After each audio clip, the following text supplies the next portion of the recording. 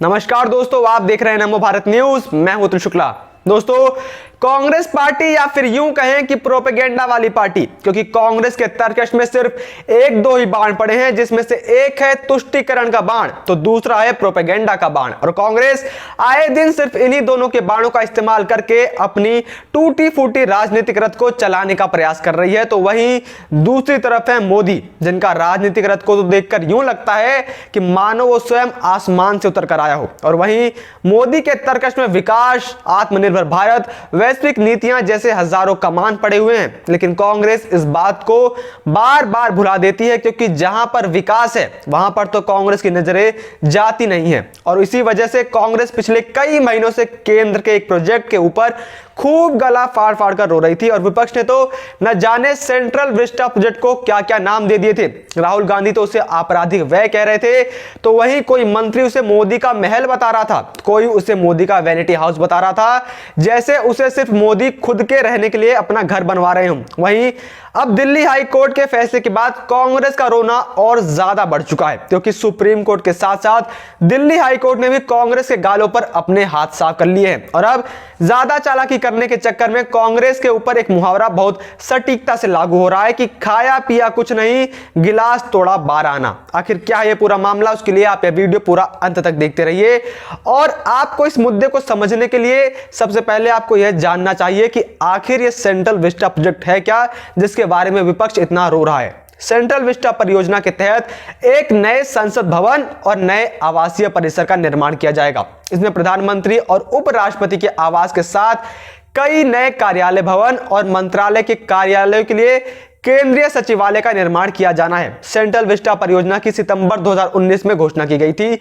10 दिसंबर 2020 को प्रधानमंत्री नरेंद्र मोदी ने परियोजना की आधारशिला रखी थी। इस पुनर्विकास परियोजना में एक नए संसद भवन का निर्माण प्रस्तावित किया गया है, जिसके बाद ही कांग्रेस का रोना इस चीज को लेकर लगा हुआ है। और वो इसी वजह से आए दिन केंद्र को इस मामले में लपेटने का प्रयास करती थी और अपनी राजनीतिक रोटियां वो इसी के ऊपर सेक रही थी। कांग्रेस नेता राहुल गांधी ने सेंट्रल विस्टा को आपराधिक बर्बादी करार दिया था। उन्होंने एक ट्वीट में लिखा था कि लोगों की जान केंद्र में रखिए, ना कि नया घर पाने के लिए अपनी अंधी हेकड़ी। अब ऐसे में एक जो बहुत बड़ा सवाल उठता है वो है कि इस मामले में कांग्रेस पार्टी का रुख इतना अजीब है, क्योंकि उसके नेताओं ने यूपीए सरकार के दौरान इस प्रस्ताव का समर्थन किया था। उन्होंने कहा था कि यूपीए की सरकार के दौरान कांग्रेस नेताओं ने संसद के नए भवन की जरूरत को लेकर चिट्ठियां लिखी थी, लेकिन अब यह कार्य एनडीए के कार्यालय में हो रहा है। और इसी वजह से कांग्रेस इस प्रोजेक्ट से भी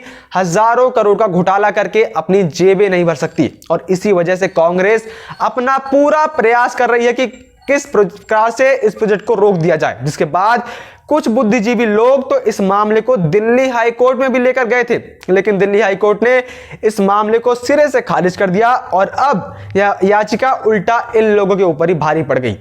दिल्ली हाई कोर्ट ने सेंट्रल विस्टा प्रोजेक्ट पर रोक को लेकर दायर जनहित याचिका खारिज कर दी है। साथ ही इसे फाइल करने वाले पर 1 लाख रुपए का जुर्माना भी किया है। लेकिन जब कोर्ट जुर्माना लगा ही रही थी तो उसे जुर्माने की रकम कुछ ऐसी लगानी चाहिए थी ताकि भविष्य में बदनीयती लेकर किए जाने वाले किसी तरीके के पीआईएल लेकर कोर्ट पहुंचने से पहले लोग कम से कम 10 बार सोचें। जिन लोगों ने यह केस किया था उनके लिए 1 लाख रुपए का जुर्माना कुछ भी नहीं है। यह जुर्माना न तो इस केस की सुनवाई में खर्च किए गए कोर्ट के समय के अनुरूप है और न ही भविष्य में बदनीयती के साथ दायर किए जाने वाले ऐसे किसी पीआईएल को हतोत्साहित करने के लिए काफी है। अब आने वाले दिनों में इस प्रोजेक्ट के विरुद्ध प्रोपेगेंडा की शक्ल क्या होगी, वह इस बात पर निर्भर करेगा कि इसके विरोध की योजना को आगे कौन सी दिशा मिलती है। हालांकि सुप्रीम कोर्ट इस मामले को लेकर दर्ज पीआईएल को पहले ही खारिज कर चुका था और उसने ही इस मामले को दिल्ली हाई कोर्ट में ले जाने की बात कही थी। अब वहां भी इस मामले को खारिज कर दिया गया है, जिसके बाद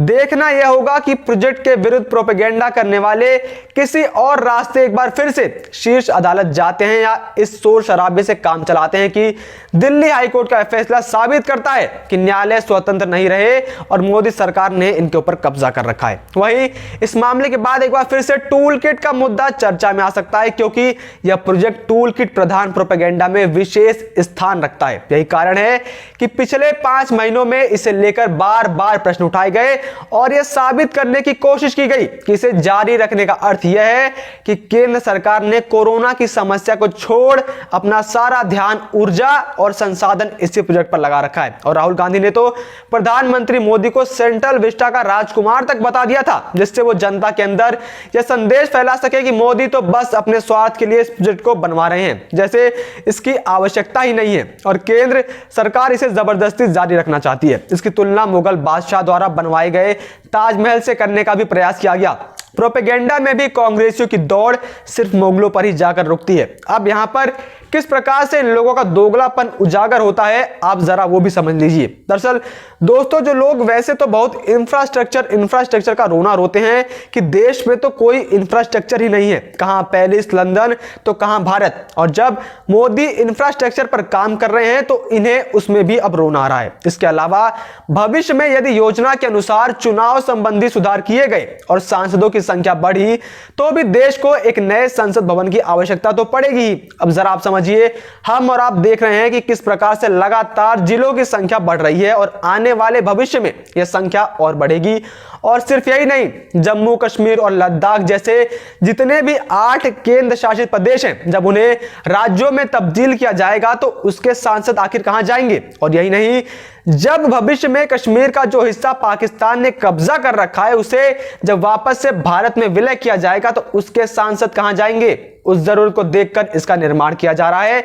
हो सकता है कि कांग्रेस देश के इन हिस्सों को भुला सकती है, लेकिन मोदी भारत की एक भी जमीन को नहीं भुला रहे हैं। ऐसे में क्या यह आवश्यक नहीं है कि नए संसद भवन का निर्माण समय पर हो जाए, लेकिन विपक्ष इतने दूरदृष्टि की सोच रख ही नहीं सकता। उसे तो बस प्रोपेगेंडा वाली राजनीति करनी है। इन कारणों के अलावा इस प्रोजेक्ट की आवश्यकता इसलिए भी है क्योंकि महामारी की वजह से अर्थव्यवस्था में आई मंदी के दिनों में इंफ्रास्ट्रक्चर संबंधी ऐसी परियोजनाओं से लोगों को रोजगार मिलता है जो मजदूरों के लिए आवश्यक है। यह एक ऐसा तरीका है जो आवश्यकता पड़ने पर दुनिया भर की सरकारें अपनाती हैं। वहीं दिल्ली हाई कोर्ट के फैसले के आने के बाद केंद्रीय आवास और शहरी मामलों के मंत्री हरदीप सिंह पुरी ने इसका विरोध करने वालों को आड़े हाथ लिया है। केंद्रीय मंत्री ने कहा, यह बड़ा दिलचस्प है कि हमारे 60 पढ़े लिखे मूर्खों ने कहा है कि यदि रिपोर्ट्स पर विश्वास किया जाए तो अंधविश्वास के कारण नए संसद भवन का निर्माण किया जा रहा है क्योंकि पुरानी इमारत अशुभ है। पुरी ने कहा कि यदि आपका 40 सालों का अनुभव हो तो क्या आप इस बात पर यकीन करेंगे कि रिपोर्ट्स क्या कहती हैं। इसके बाद लेटर पर हस्ताक्षर करने वाले पूर्व ब्यूरोक्रेट्स पर निशाना साधते हुए कहा, आप उस समय कैबिनेट सेक्रेटरी थे जिन्होंने इस पर साइन किया। आपकी सरकार ने उस समय 2012 में कहा था कि नई संसद की जरूरत है। अब 2021 में यह क्यों कह रहे हैं कि यह नई संसद इसलिए बनाई जा रही है क्योंकि इसके पीछे अंधविश्वास है। पुरी ने इन पूर्व नौकरशाहों के लिए सख्त लहजे में कहा, यह पढ़े लिखे मूर्ख नहीं है, यह देश के लिए अपमान है। मैं कभी भी अपने हस्ताक्षर ऐसे पत्र पर ना करूं जिसमें अंधविश्वास की बात लिखी गई हो। पुरी ने कहा कि मैंने फोन करके लिखने वाले को कहा भी, या तो तुम राजगुरु बनना चाहते हो या फिर तुम पागल हो गए हो। यह सब क्या है। कांग्रेस के पूर्व राहुल गांधी पर पुरी ने कहा कि उनके बारे में वे जितनी कम बात करें उतना ही ठीक होगा, लेकिन ये जरूर है कि चुनौतियां और परेशानियों के समय लोग मोदी सरकार को जरूर याद रखेंगे। जय हिंद, जय भारत। वीडियो को लाइक, सब्सक्राइब और शेयर करना ना भूलें। अपने विचारों को कमेंट बॉक्स में लिखकर हम तक जरूर पहुंचाइए।